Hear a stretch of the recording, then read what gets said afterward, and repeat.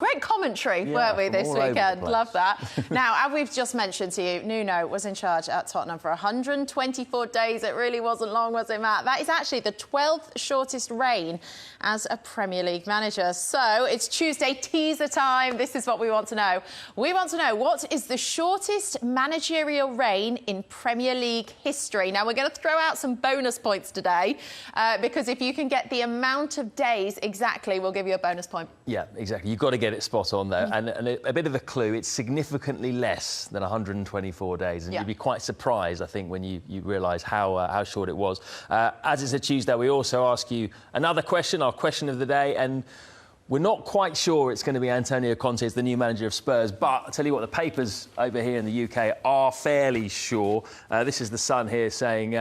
the full Conte, so they think he's coming in possibly to be announced today.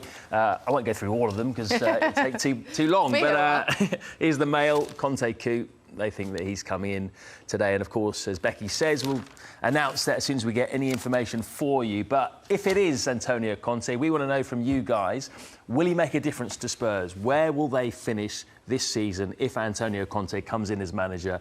We'll use the hashtag PLFans. We'll go through some of those later in the show. That's it. Hello, welcome back to Premier League today. Right, let's talk all things Tottenham. We can go live to Paul Belveston, who was outside Tottenham's training ground for us this morning. I mean, it's the biggest headline that we've got going on in the Premier League right now, Paul. But just give us a rundown, a timeline of events, if you can, from yesterday up until right this second. What's going on? So it's about 24, maybe 25 hours ago that the big news came through that Nuno had been told his time here was up already. The players were told 10 minutes later, and then, about this time of day, the world knew. The announcement was made that Tottenham were after a new manager, and we're led to believe that the technical director, the sporting director, Fabio Paratici, had already made contact with his former Juventus colleague Antonio Conte and said, look, we know it didn't work out over the summer, but what about now? Are you coming to us now? And within not very long at all, it seemed he jumped on a plane, headed over for talks, and all of the rumours all over social media, in all the newspapers, everything, is that the deal has been done. We're just waiting for the official announcement that could come through any second now, or maybe in a couple of hours. But we're led to believe that the man himself will take the players for training this afternoon and, of course, do his first press conference tomorrow ahead of the UEFA Conference League game against Vitesse at the Tottenham Hotspur Stadium on Thursday. Well, that really does sound like a done deal, doesn't it, Paul? What's the hold-up at the moment, then, specifically? Do you know? I was very tempted to come on air and give Spurs fans a bit of a heart attack and say there's been a last-minute hitch. It's none of that. It's just one of these things that clubs do. All these, they wait to do their announcement videos, don't they? And all these fancy Twitter gadgets and things, you know, all these announcements have to be done in sort of almost Hollywood style these days. So there could be any number of reasons why there's a hold-up. Look, officially, we haven't heard that he is the new Tottenham manager, but it would be the most enormous surprise probably in Premier League history if it turned out that he wasn't then in the dugout on Thursday and for the rest of this season. Yeah, that would be the biggest twist in this tale. But look, there was rumours of this happening in the summer and the deal didn't get done. Why not? Well, this is a really interesting question that we've never really had an answer to, and I think in his first press conference, once all the questions over, you know, how excited are you, what can you achieve here, all of those things, that's going to be the big burning question. Why didn't it happen? Why did you pull out over the summer? Because by all accounts there was a very honest, very exciting call, both sides excited by the prospect of him becoming the Tottenham manager in the summer, when Antonio Conte apparently even said, look, if you have any doubts over this, because I can be very demanding, walk away now, but I'm here to win and I want to do this and this is my vision and all that. And everyone left that meeting feeling very positive. That's what we're led to believe. And then for whatever reason, the manager pulled out sort of soon after that.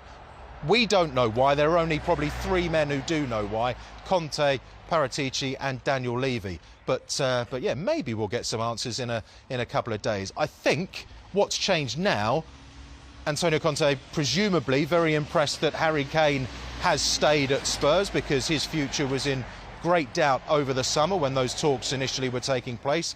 We're led to believe that he's a big fan of Christian Romero, who came in to the back line after Toby Alderweireld left in the summer. So, you know, perhaps the landscape has changed, and also, what other options are there out there? It looks very much like PSG are sticking with Mauricio Pochettino. Manchester United, he was linked with a move there.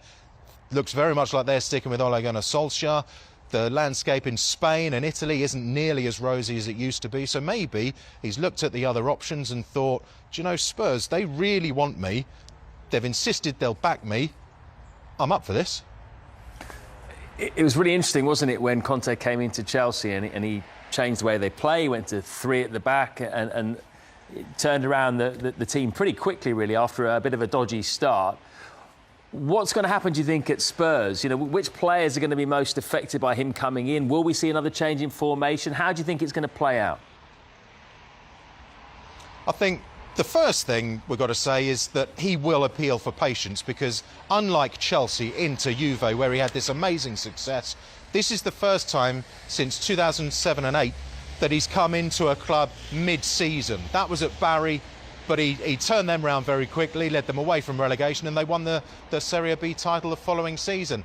I think he will go to 3 at the back, and that must surely be good news for the likes of Reguilon, who's a fantastic wing-back. Romero, I've mentioned, he could be the leader of that 3-man defence.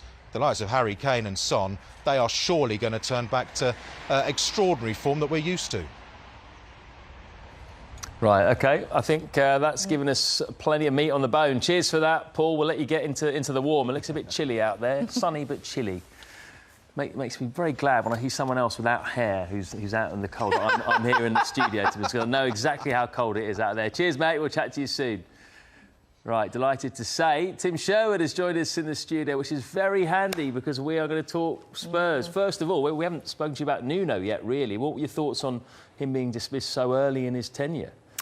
It's always sad when a manager loses his job after 10 games. You know, it was a great opportunity for Nuno to come into Tottenham and really build his career again. I thought he was a fantastic manager at Wolves. For 2 years, he's done a tremendous job. And it didn't work out last season. So Tottenham failed to get a few of their targets and Nuno landed the job. And I thought it was a poor appointment at the time on the back of a statement what the chairman Daniel Levy put out, saying we want to get back to, you know, free-flowing attacking football, the qualities of Tottenham Hotspur. You know, demand that. I'm not sure it was necessary to put out that statement, because then the next thing he does is employs Nuno, who's a very pragmatic, get everyone behind the ball manager and play on the counter-attack. So for me, it was a poor appointment in the first place. Feel sorry for Nuno because it's not his fault. There's different ways to play football. There's no right or wrong.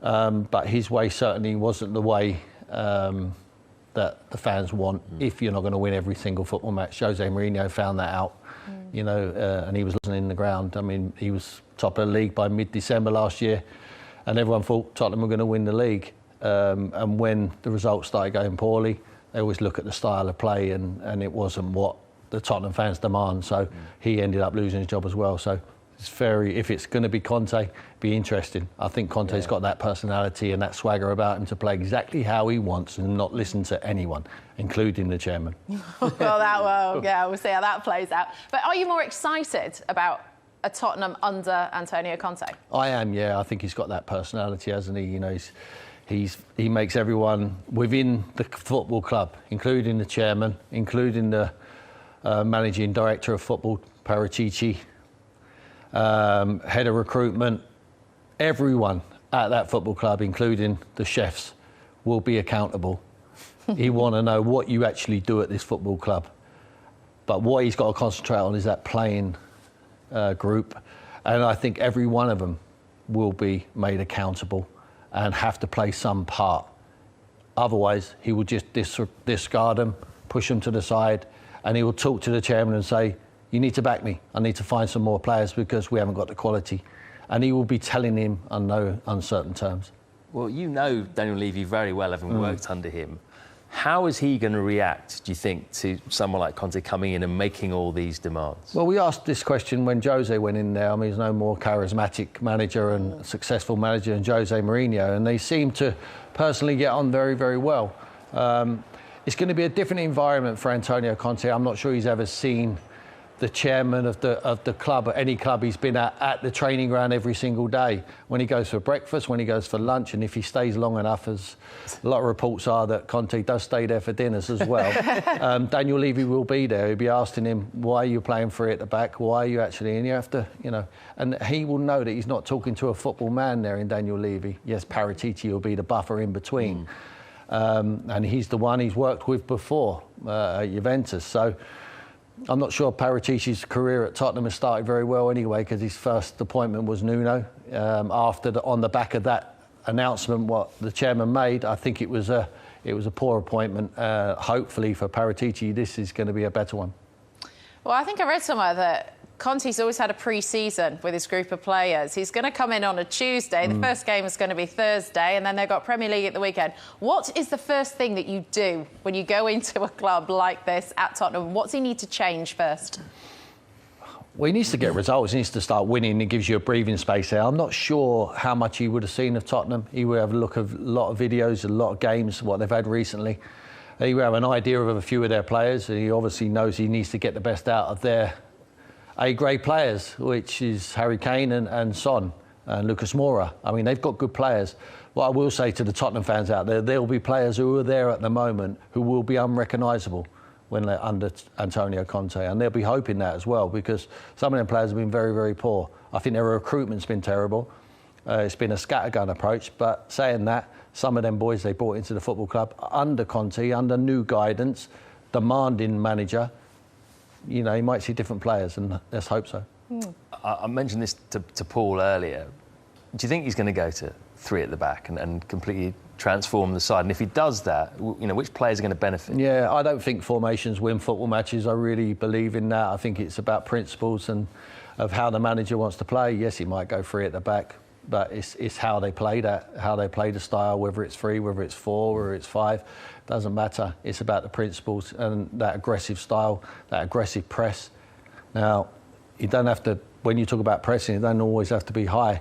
You have to pick a line on the field where you want to press, and I think he's aggressive with his players. They always run hard. They always leave nothing on the pitch. Otherwise, they don't perform and they don't play. I mean, he's had the beauty of having very thick squads with quality. He's going to have to identify the players he wants to bring into the club. I would suggest they're going to give him a pool of money. Otherwise, he wouldn't have agreed to come. Come January, I think he'll be allowed to go and bring some recruits in. Well, what would constitute then a good season for Tottenham under Conte if it happens? Win something. I mean, it's a great opportunity for him. They're only 5 points off of the top 4. They're in that Europa Conference League, which I think they'll win because they're playing a load of pub teams apart from Roma. You're in the quarter-final of the Carabao Cup against West Ham. So there is an opportunity, a realistic opportunity that they can win something. I think they should go all out to win that Europa Conference League because that automatically qualifies you for Europa League next year. And on an outside chance, if he does miraculously well, possibly could nick that 4th spot. I think Chelsea, Liverpool and Man City are going to be in the top 3, but, Man United... I think United fans are a little bit concerned they've just conceded a top 4 spot. Well, no, they could do. I mean, they put some at threat now, but you never know. I mean, we all had high hopes for Jose Mourinho went in there and he didn't do well. So hopefully for Conte it turns out better. Right, let's give you the answer of our Tuesday teaser then, which managers had the shortest reign ever in the Premier League. That's after Nuno Espirito Santo lasted just was 124 days. His was the 12th shortest. Well, Thobelani Nkobo, Okiche Joseph, Surti and Boom Malala all got the right answer. It's Les Reed from Charlton. He didn't get the right number of days, though. He actually lasted 40 days. Not 41. Can you believe that? 40 days in charge. In charge of a manager. I want to know what went so horribly wrong. I don't know either. That is all we've got time for Premier League today. Tim, thank you so much for joining us as always. Thank you for getting in touch. And Matt and I will catch you next time.